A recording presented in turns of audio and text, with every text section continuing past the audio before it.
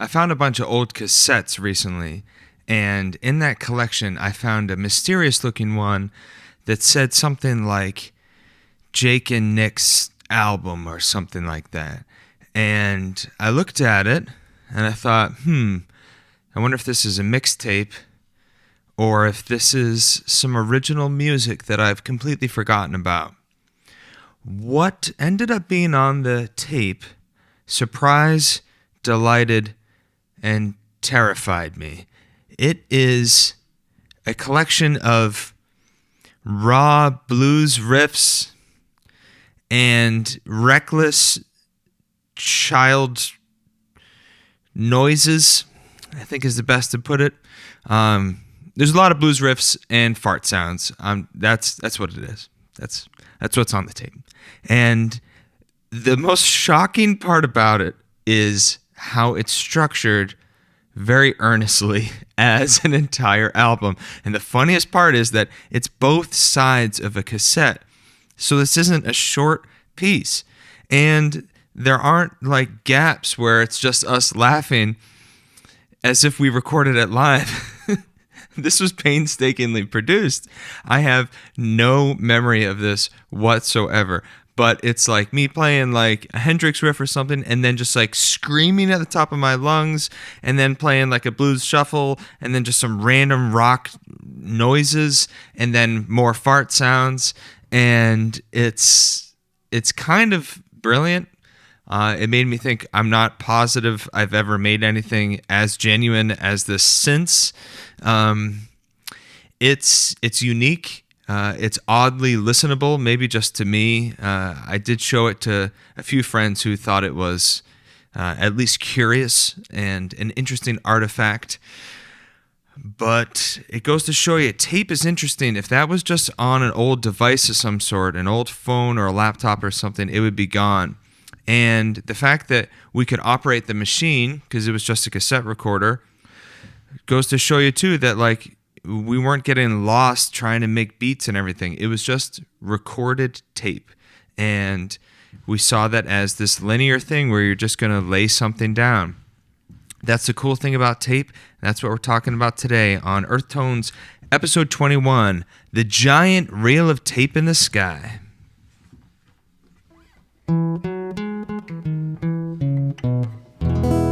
Yes, Earth Tones, episode 21. We're talking about the giant reel of tape in the sky that records everything that you ever did that you're going to have to listen to the playback of ultimately someday in the world. Okay, before all of that, Earth Sound 21.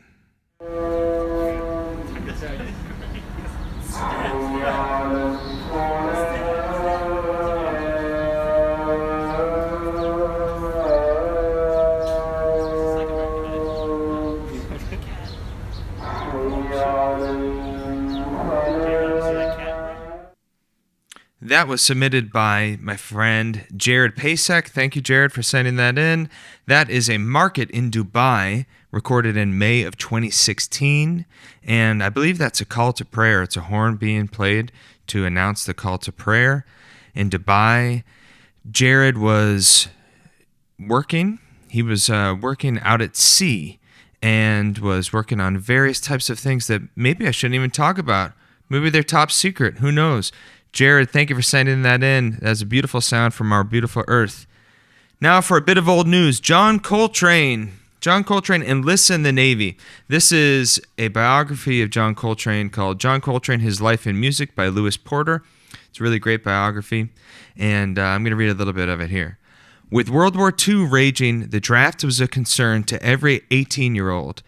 Mary told me that John stayed at the Campbell Soup Company because he thought having a job would help keep him out of the Army. She believes that Campbell's may have been providing food for the military, and that Coltrane may have felt this would have qualified as a defense job. Regardless, he ended up in the military, serving in the Navy for a year from August 6, 1945 through August 11th, 1946. So Coltrane enlists in order to see if he can contribute his musical skills and avoid having to go and fight, perhaps. Perhaps enlisting was going to give him more of an opportunity to, play his horn. And that's what he did. For a year, he was stationed and I think it was in Hawaii, and he was able to play music and do general work for about a year. Of course, that's at the end of World War II. So Coltrane serves his country before going on to change the world musically. All right, the main discussion. Episode 21. What would you do if your life, every moment, was recorded? Every note you ever play, every word you ever speak, all recorded to the giant reel of tape in the sky. And after this life, what maybe take 1 or take 1 million will be played back for you to hear in its entirety in the cosmic control room of the universe. If you knew for sure what you play now would echo through eternity in infinite dimensions, would you play any differently? That's my question for you this week. If you knew everything you were playing was being recorded and was going to be played back, would you play any differently? Now, I don't think we should have anxiety about it, thinking like we do sometimes when the red light comes on and we start to record and we get all tense. 2 things. 1, we ought to relax because everything could be recorded and we want to be able to listen back to it and have it sound relaxed. But the other thing is we want to play something that you could listen to and be glad to hear. So I think what matters the most is to be willing to, put your heart into something and to play with sincerity as if you're going to have to hear it back. Even if it's not immediately, maybe cosmically someday you'll hear back what you played. I think that might allow us to be a little kinder to one another as well, to think that some of your words may be played back, maybe some of your interactions in traffic. I know that I've had more than a few interactions with people in traffic that I might be embarrassed to see the playback of, especially driving around Boston. It's part of our culture to have a bit of road rage around here. But that's the thing. I'm curious to see if you knew everything you were playing was being recorded. Would it change anything to do with the way that you play? So for a musical demonstration this week, I'm thinking about, say you're practicing something like this.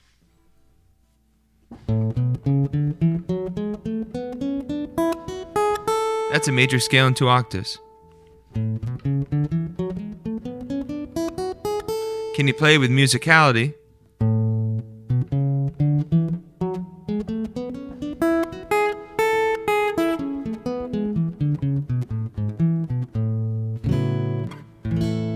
So have a little bit of music come into what you're playing, even if it's just an exercise. Now, of course, if you don't already know how to play it and you have to fumble your way through it, that's all good.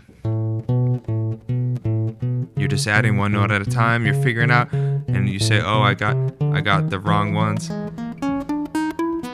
It's fine to still be playing wrong notes, but can you imagine that you play everything, including learning something and getting it wrong with intention?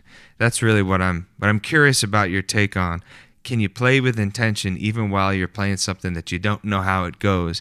Can we hear the playback of what we were practicing and hear that we were trying to really play for real even while we were figuring something out? All right, what is on the turntable this week? This week we have Jeff Beck, Blow by Blow. I'm not sure if Blow by Blow came up before, but this is one of Jeff Beck's great albums from 1975. He's now got the Les Paul. I know we talked about Wired before. He's got that Oxblood Les Paul. So yeah, this would be before he becomes Stratman. And this is incredible, produced by George Martin, the Beatles producer. Legendary songs like 'Cause We Ended as Lovers. Now this is really cool. On the record sleeve here it says, "'Cause We Ended as Lovers, dedicated to Roy Buchanan and thanks to Stevie, JB." You know who that Stevie is? Stevie Wonder. So one of the beautiful things about this album is just the melodies. So let's see here. Recorded at Air Studios London. Yeah, and I think that they were doing things at Electric Lady too. It doesn't say that, but I think Stevie was involved with the writing of 'Cause We Ended as Lovers while they were working at Electric Lady. I'm not sure. I got to look that part up.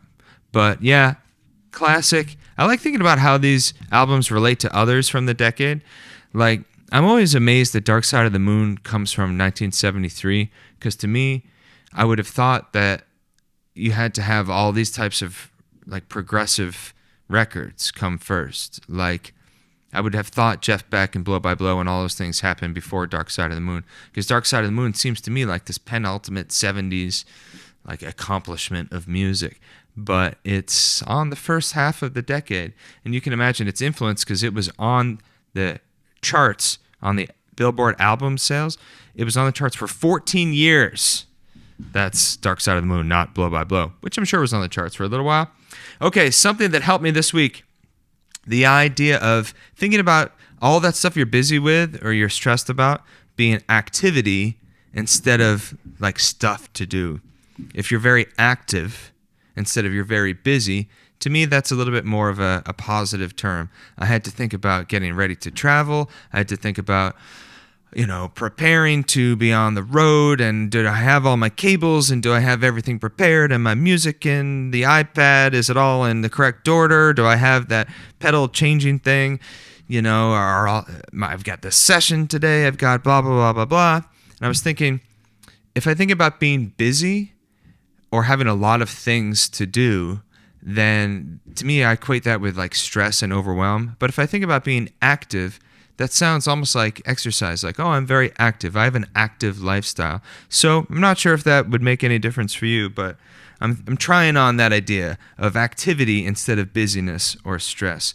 All right, that is Earth Tones, episode 21. Thank you for listening.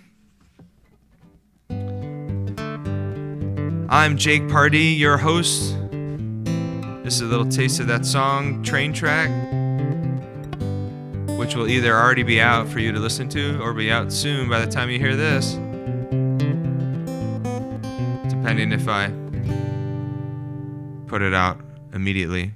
So, Earth Tones, episode 21. Thank you so much for listening and tuning in. I'm Jake Pardee, your host. Visit jakepardee.com for more info about me and my music, maritimerecording.com for more information about you and your music and what we can do together. I'm Jake Pardee signing off, and want to thank you for listening and to remind you that we are a fantastically musical species on a delightfully musical planet, and I will see you next time for Earth Tones episode 22.